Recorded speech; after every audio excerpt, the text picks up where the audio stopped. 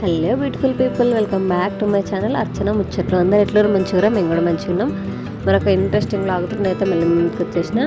And వీడియోలోకి వెళ్ళే ముందు నాకు ఒక చిన్న request, please please please like చేయండి అబ్బా. మీరు లైక్ చేస్తేనే నా వీడియో రికమెండేషన్లోకి వెళ్తుంది, ఎక్కువ మందికి రికమెండ్ చేస్తుంది యూట్యూబ్. సో ప్లీజ్ లైక్ చేయండి అండ్ షేర్ చేయండి, సబ్స్క్రైబ్ చేయడం మాత్రం అస్సలు మర్చిపోకుండా. అండ్ బెల్ ఐకాన్ని ఆన్లో పెట్టుకోండి, అప్పుడు నేను ఇలా వీడియో పెట్టాను మీ వరకు నోటిఫికేషన్ వచ్చేస్తుంది.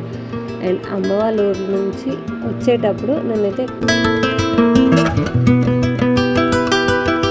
కుంకుడుకాయలు తెచ్చుకున్నా. అవి అక్కడనే ఎండబెట్టి గింజ కొట్టి మరీ తెచ్చుకున్నా. ఎందుకంటే ఇక్కడ నాకు ఎండ వస్తుంది కానీ ఇప్పుడు వర్షాకాలంలో ఎక్కువ ఎండ రాదు కాబట్టి, అప్పుడే ఎండాకాలంలో మేము వెళ్ళాము కాబట్టి అప్పుడైతే ఎండ మంచిగా వస్తుంది. మంచిగా ఎండి ఉన్నాయి అవి. కొట్టేసుకొని ఇది తీసేసుకొని వస్తే నేను మంచిగా యూజ్ చేసేసుకోవచ్చు అన్నట్టుగా తెచ్చుకున్నా. ఇది వరకు పెళ్ళి కాకంటే ముందు నేను ఇవే వాడేదాన్ని, షాంపూ అస్సలు వాడకపోయేదాన్ని, కుంకుడుకాయలే వాడేదాన్ని. ఇప్పుడు ఏంటంటే బిజీ అయిపోయి అస్సలు ఇవే షాంపూ వాడుతున్నా. సో మళ్ళీ అక్కడ చెట్టు ఉంటే డాడీ తెచ్చిందంట, అమ్మ దాచిపెట్టింది, మళ్ళీ నేను ఇక్కడ తెచ్చుకున్నా. ఎట్లా వాడతారు ఏందనేది నేను నెక్స్ట్ వచ్చే వీడియోలలో షేర్ చేస్తాను. అండ్ అవి తీసుకొని మేము అమ్మ వాళ్ళ ఇంటికి అన్నప్పుడు యాదగిరిగుట్టకు పోయినాం, మేడుపాయలకు పోయినాం. అండ్ అవన్నీ తిరిగేసి మేము మళ్ళీ బ్యాక్ టు హోమ్ అనమాట. మళ్ళీ సిటీకి వచ్చేసినాము. స్కూల్ ఇంకా 15 days అయితే ఓపెన్ అయితే అన్నప్పుడే మేము వచ్చేసినాము. మళ్ళీ నేను ఇంట్లో చేసుకునే పనులు అవన్నీ ఉంటాయి కదా, అందుకనేసి ముందు వచ్చినాము. రాగానే ఫస్ట్ సరుకులు తెచ్చేసుకున్నాము. అసలు సరుకులు ఏమీ లేకుండా మేము ఊరికి వెళ్తాం కదా, ఎందుకు సరుకులు మళ్ళీ కురుగు పడతాయి అన్నట్టుగా తీసుకురాలేదు. ఊరు నుంచి రాగానే సరుకులు తీసుకొచ్చేసినాము.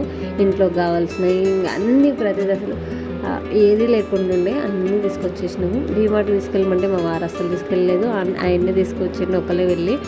అండ్ ఫస్ట్ రాగానే నాకు ఇల్లంతా దుమ్ములాగా అనిపిస్తుంది. అది నేను లేకపోవడం వలన మరి అది నాకు ఒకదానికి అనిపిస్తుంది, ఆడవాళ్ళందరికీ అట్లా అనిపిస్తుంది నాకు తెలియదు. కానీ నేను లేను ఇంట్లో ఒక వారం రోజులు అంటే నాకు నేను వచ్చేసరికి ఇల్లు అంతా ఇట్లా చెత్తకుండలాగా కనబడుతుంది. అందుకే రాగానే ఇల్లు అంతా నీట్గా క్లీన్ చేసేసుకున్నా. అండ్ బట్టలన్నీ సర్దుకున్నా.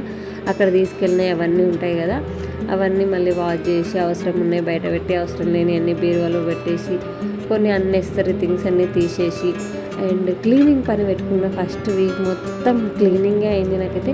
అంటే రోజు ఒకటి పిల్లలు ఆడుకున్నప్పుడే చేసుకోవాలి కాబట్టి రోజొకటి ఇట్లా చేసుకునేసరికి 1 week పట్టింది. నేను కర్టెన్స్తో సహా అన్నీ మళ్ళీ వాష్ చేసుకొని, విండోస్ ఇట్లా అన్నీ క్లీన్ చేసుకునేసరికి ఖచ్చితంగా టైం పడుతుంది కదా. సో అట్లా నాకు కూడా టైం పట్టింది.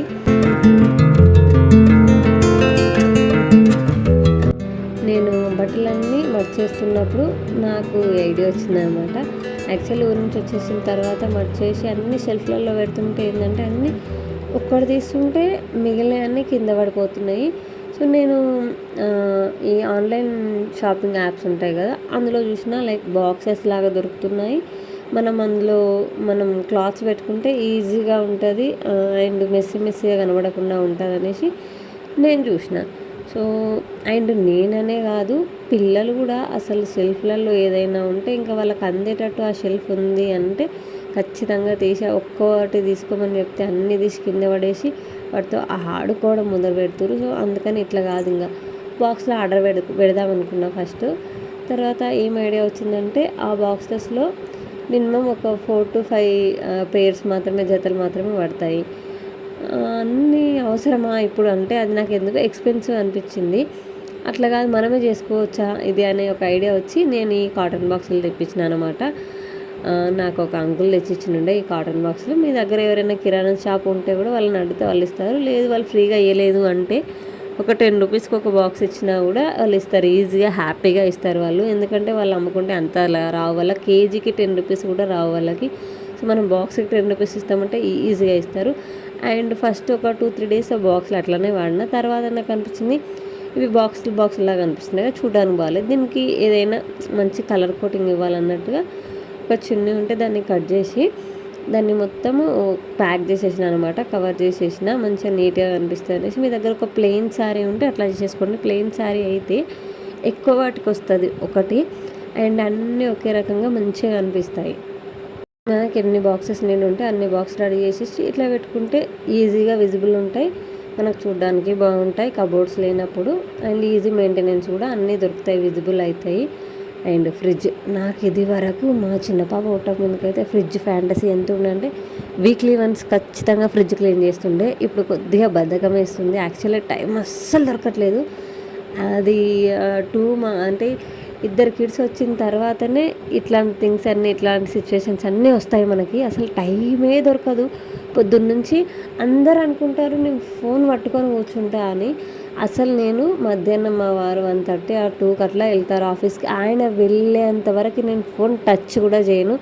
ఏదైనా అప్డేట్ పెట్టాలి, ఏదైనా వీడియో పెట్టాలంటే మాత్రము పోస్ట్ చేసి అంతే, ఒక 5 మినిట్స్లో అన్ని సోషల్ మీడియాలలో పోస్ట్ చేసేసి ఇంకా బ్యాక్ టు వర్క్ అనమాట. అసలు నేను మా వారు వెళ్ళేసరికి 2 అవుతుంది. అప్పటిదాకా నేను ఫోన్ పట్టుకొని కూర్చుంటే అసలు పనులన్నీ ఎట్లయితే అసలు కావు. అసలు నాకు టైమే దొరకట్లేదు. ఈ మధ్య అయితే అసలు ఇంకా కొంచెం కూడా టైం దొరకట్లేదు అసలు ఫోన్ పట్టుకోవడానికి. ఎందుకో నాకే అర్థం కావట్లేదు. అండ్ ఇవన్నీ పనులన్నీ చేసుకునేసరికి మా ఇంకొక 4 డేస్ అయితే కనిష్ట స్కూల్ స్టార్ట్ అవుతుంది అనగా మా తమ్ముడు ఇంటికి వచ్చిండు.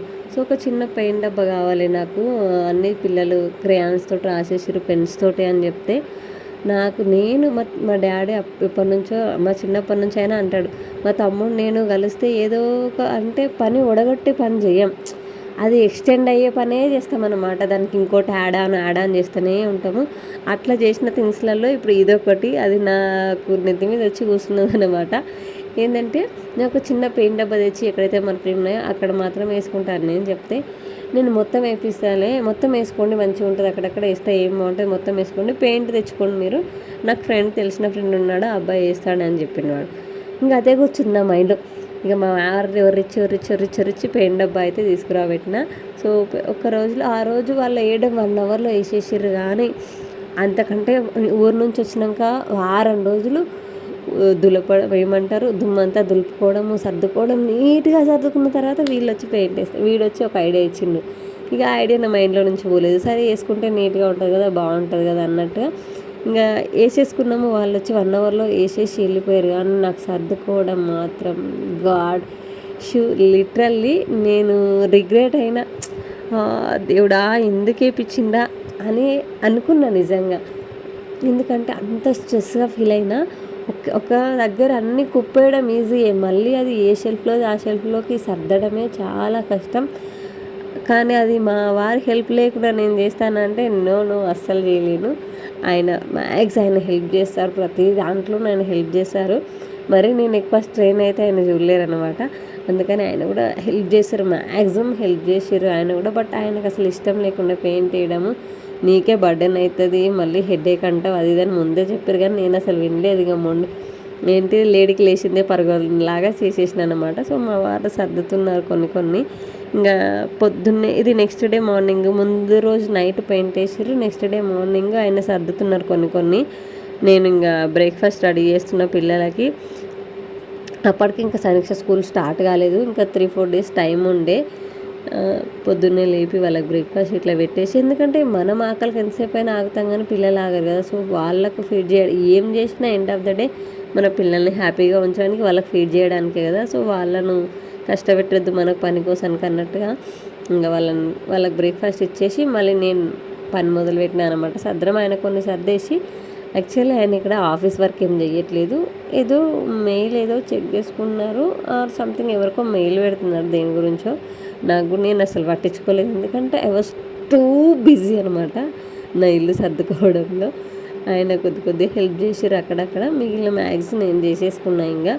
బట్ ఇల్లు పెయింట్ వేయించడం అంటే అసలు అదొక పెద్ద టాస్క్ పిల్లలతోటి. ఒకవేళ వేయించాలి అని మీరు ఎవరైనా అనుకుంటే, పిల్లలు ఉంటే షూర్గా మీ పిల్లల్ని వాళ్ళ నాని దగ్గరకు, అమ్మమ్మ దగ్గరకు, ఎవరికో ఒక గ్రాండ్ పేరెంట్స్ దగ్గరకు పంపించేసేయండి. ఆర్ దగ్గరలో ఎవరైనా మీకు రిలేటివ్స్ లాంటి వాళ్ళు ఎవరైనా ఉండుంటే వాళ్ళ ఇంటికి పంపించేసి ఒక 2 డేస్ వాళ్ళు హ్యాండిల్ చేయగలుగుతారు అనుకుంటేనే పెయింట్ పని పట్టుకోండి, లేదంటే అస్సలు కాదు. సో ఇట్లా మా తమ్ముడు నేను కలిసి సర్దిన దాన్ని, అసలు ఈ పెయింట్ ఆలోచన నాకు ముందే వచ్చుంటే అంత సర్ది స్ట్రెస్ తీసుకునేదాన్ని కాదు. మళ్ళీ చేయాల్సి వచ్చింది. అండ్ ఇంకొక థింగ్, పెయింట్ వేస్తే ఒకటే రోజు వేయొద్దంట మా ఓనర్ అంకుల్ చెప్పిండు. మళ్ళీ వాళ్ళు పెయింట్ వేసిపోయిన తర్వాత కొద్దిగా మిగిలింది ఆ పెయింట్.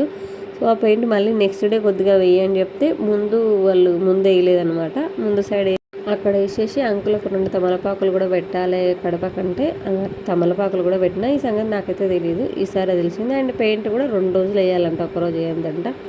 సో ఇట్లా స్ట్రెస్ఫుల్గా నా 10 డేస్ గడిచింది. ఆఫ్టర్ ఒక మంచి రెస్ట్ తర్వాత ఫుల్ ఆ రెస్ట్ అంతా కవర్ అయ్యేటంత పని అయిందనమాట నాకు.